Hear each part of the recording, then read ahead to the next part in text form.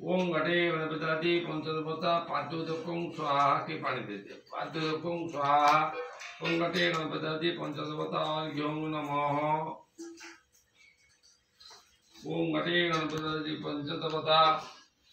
गंधं नमः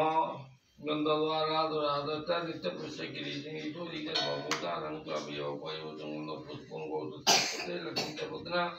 गोरत्रि पावसी नवत्राणि रूपमयं व्यातं नित्यानं मुन्मयं सर्वलोकमिदं पुष्पं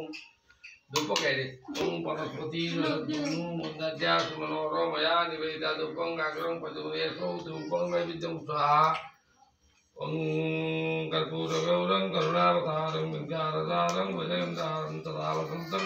रविन्दीपमं भवानी सहितं गणान्तं गणपत्याभ्यान्तं प्रियविजयन्तं विद्वद्रामनोजे पंचस्कंभ सदंत पंचदूतमांत पंचदूतमांत